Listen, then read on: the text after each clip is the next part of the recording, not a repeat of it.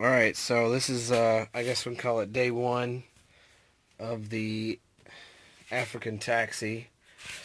The first thing that I did was, because the shifter, you can move it like into like second and, or third and fourth, but you couldn't move it to select the other gears left and right. So the first thing I did was undo the linkages that go from the shifter. There's like three bars that are all set lengths and everything, or the lengths are adjustable, but they're kind of set um, angles and everything like that, and to select the gear. So I took those off, and on the transmission, I can move two of them, but the third one was like frozen. It wouldn't turn to select a gear. And then even with that disconnected, the shifter still wouldn't move left and right. So in order to do that, I had to take, first off, this is the upper console here with the radio. The radio is actually still kind of half connected and just kind of set off to the side. The center console, which is right here, it's only held on with four screws. There's two screws at the front, which, like, one's right underneath the gas pedal, the other one's on the other side, and then two screws down here by the seats. By the way, this car kind of has seat belts. I don't know if they were mandatory at the time. I feel like they were just like maybe just lap belts were mandatory or something like that. But they don't. I don't understand how they work, because there's only like the center things. There's not anything over here, so I don't understand how they work, or it's just missing something.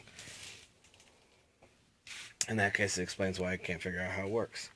So the center console, because it has these two tabs here, which go down by the seat, the bracket here for the seat that makes it recline, you couldn't pull that out just because those two little tabs just happen to be right in front of it. So I had to unbolt one of the seats, and then I could kind of get it at a good enough angle to be able to pull out the center console. And then the shifter was held on by four 10 millimeter bolts, and then this is the reverse switch here, which doesn't seem to easily unplug, so you have to unscrew this big huge thing and kind of spin the shifter around, and slightly annoying.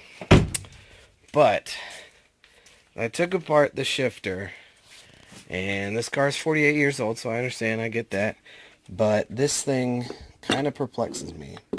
So I got the shifter here on my workbench.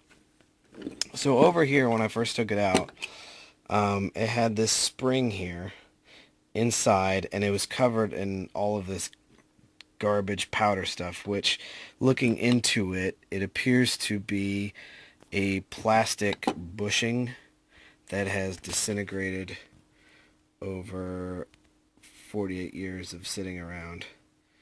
And it won't focus. There we go. But yeah, there's like remnants of this plastic bushing in here, and then this spring was in here, and there's nothing else that covers on that side. So I'm guessing that this was a bushing that had a cap. When I took it out, there was like this powder and stuff everywhere. So I'm guessing that this had a cap that kept this spring in here to help keep everything spring loaded. But that's only part of the mystery. So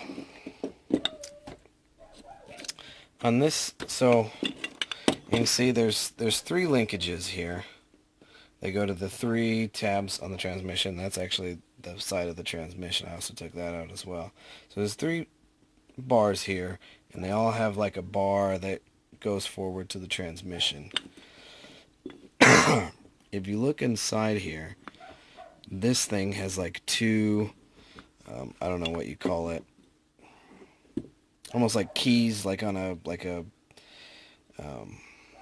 crankshaft, a pulley or something like that. It has like keyways. So as you push the shifter in and out, those two keyways line up with the linkage. So as you push it in, it'll line up with this one and move it. You push it a little bit further, it lines up with this one, and so forth. However, this is where, so that all makes sense, right? That's pretty straightforward. This end, it has two bolts that I have unbolted right now, and it has this bar, which is smaller than this one, and this, or it's this shaft, which rides along inside here from what I can tell, and it has a circlip that I have taken off but put it back on right now. This right here is fixed. So with this bolted in, this is fixed. So this part here moves back and forth to select the gears. But however, when this is bolted on here, this does not move far enough to be able to select all of them. Like I can move it to this one and this one, but I can't move it to this one to select it. Can't tell there's any adjustment or anything like that.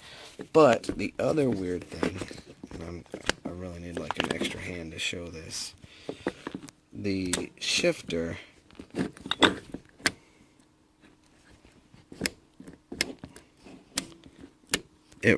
this part rocks back and forth and actually moves. You can see it moves that in and out. So I think as it's moving, this is supposed to rock so that it has enough room to reach that, but it doesn't. Like it's supposed to go, you know, like I hit this and it's supposed to go even further, but it doesn't go any further. So I may have to take the shift knob off, take this apart, and see why I can't move it any further. Then we go to this part. So this is actually, it's pulled out from the side of the transmission. There was a whole bunch of bolts that were very inaccessible to get to. And you can see this looks more like the outside of the transmission. So there's these spline shafts that all sit right here. And they all had little arms on them, and they have this linkage that goes to this. So you can kind of picture that. So these are all what selects the gears in the transmission. That's pretty straightforward. You push these in.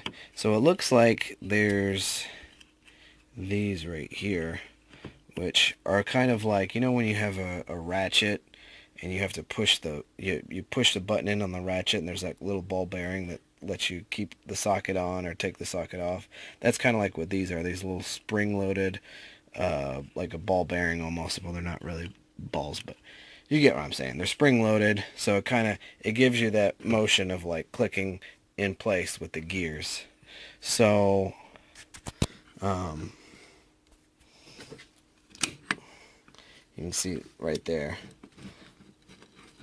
It's clicking in, and this one's not pushing enough. However, what I found was, and look, this one is a ball bearing here. This one here on the top, which I think this is the one that wouldn't move. This one is like the spring or whatever's on there is seized up, and this will not move. So that needs investigation. Why? Because this will not allow it to turn. I think it's not pushed in all the way right now, which isn't helping the case, but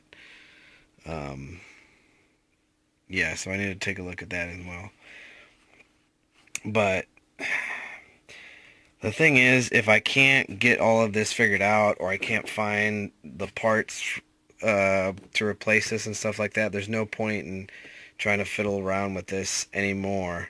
I might as well just look at something else rather than wasting all my time just trying to get the stock stuff to work. I might just swap something else in just for sake of budget and sanity, because trying to track down parts from your 48-year-old Mercedes that was sold in South Africa is not always the easiest thing to do. But that's day one. We'll see what happens.